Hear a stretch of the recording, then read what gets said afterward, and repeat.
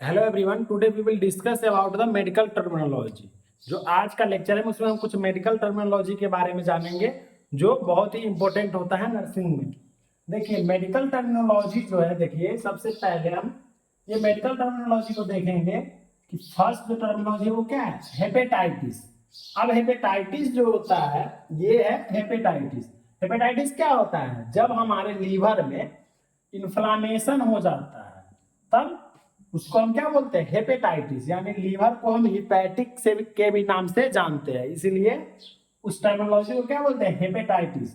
अगर आपको कहीं आईटीआईएस यानी आईटीआईएस टर्म लिखा हुआ मिल जाए तो आप समझ जाइएगा कि उसका मतलब होता है कि इन्फ्लामेशन।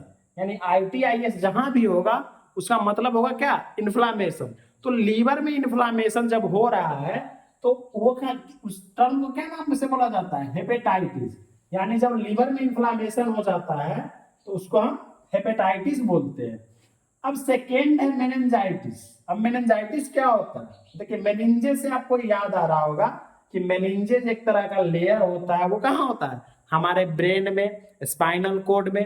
तो ये मेनिंजेस लेयर होता है। तो अगर मेनिंजेस में इंफ्लामेशन हो गया उस टर्म को हम क्या बोलेंगे, मेनिंजाइटिस।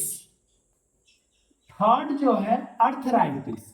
अब अर्थराइटिस से क्या आप लोग समझ रहे हैं, देखिए जब हमारा ज्वाइंट जो होता है, बोन का जो ज्वाइंट होता है, अर्थराइटिस का मतलब होता है उसमें इन्फ्लामेशन आ जाना। जो भी ज्वाइंट होता है अगर उसमें इन्फ्लामेशन आ जा रहा है तो उस टर्म को हम क्या बोलते हैं, अर्थराइटिस। यानी inflammation of joints is called arthritis.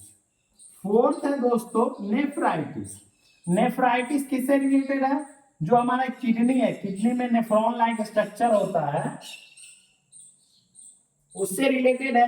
तो अगर किडनी में इन्फ्लामेशन हो रहा है तो किडनी में अगर इन्फ्लामेशन हो रहा है उस टर्मिनोलॉजी को क्या बोलते हैं, नेफ्राइटिस। फिफ्थ जो है गैस्ट्राइटिस। गैस्ट्राइटिस यानी स्टोमक में इन्फ्लामेशन, ये गैस से रिलेटेड है। जब हमारे स्टोमक में यानी पेट में किसी भी तरह का इन्फ्लामेशन हो जाता है यानी स्वेलिंग हो जाता है तो उस टर्म को हम गैस्ट्राइटिस बोलते हैं। उसके बाद urethritis. Urethritis in the inflammation of urethra. अब यूरेथ्रा जो होता है, जो यूरेथ्रा होता है मेल या फीमेल का यूरेथ्रा होता है, अगर उसमें इन्फ्लामेशन हो जाता है, जो यूरिन जहां से पास आउट होता है वो यूरेथ्रा का हम बात कर रहे हैं, उसमें अगर किसी भी तरह का इन्फ्लामेशन हो जा रहा है उसको हम यूरेथ्राइटिस बोलेंगे। उसके बाद सेवेंथ है क्या है, ईसोफेजाइटिस। या ईसोफेजाइटिस बड़े लोग साइलेंट रहता है। ईसोफेजाइटिस यानी इन्फ्लामेशन ऑफ ईसोफेगस। जो ईसोफेगस होता है, अब ईसोफेगस आप लोगों ने पढ़े होइएगा डाइजेस्टिव सिस्टम में। ईसोफेगस क्या होता है, जो हम फूड पाइप का भी काम करता है, तो वो ईसोफेगस ही होता है।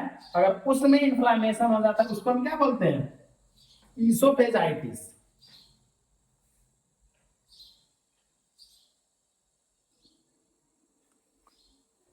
देन एट जो है क्या है, राइनाइटिस है।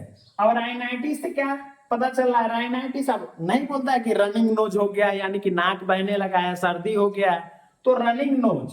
तो नोज में जब इन्फ्लामेशन हो रहा है उस टर्म को हम क्या बोलते हैं, राइनाइटिस। यानी हमारे नोज में, नाक में इन्फ्लामेशन हो जाता है उसको हम राइनाइटिस बोलते हैं। देन नेक्स्ट है कंजक्टिवाइटिस। अब ये कंजक्टिवाइटिस किससे रिलेट कर रहा है, कंजक्टिवा। अब ये कंजक्टिवा कहाँ होता है, तो हमारे आंखों में होता है। यानी हमारे आंख में कंजक्टिवा होता है, अगर उसमें किसी भी तरह का इन्फ्लामेशन हो जा रहा है उस टर्म को हम कंजक्टिवाइटिस बोलेंगे। देन टेंथ एंड लास्ट है ग्लोसाइटिस।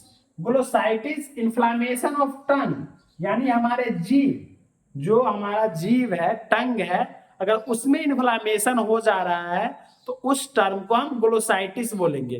तो ये होल क्या था, टर्मिनोलॉजी था जो बहुत ही इंपॉर्टेंट है। इसको हम इन्फ्लामेशन, ये इन्फ्लामेटरी कंडीशन है।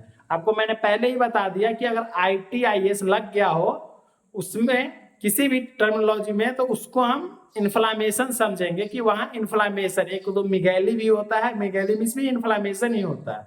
तो ये होल ओवर था। आई होप सभी को समझ में आया होगा। आप मेरे चैनल को लाइक, सब्सक्राइब और शेयर जरूर करें अगर पहली बार देख रहे हैं। थैंक्स फॉर वॉचिंग दोस्तों।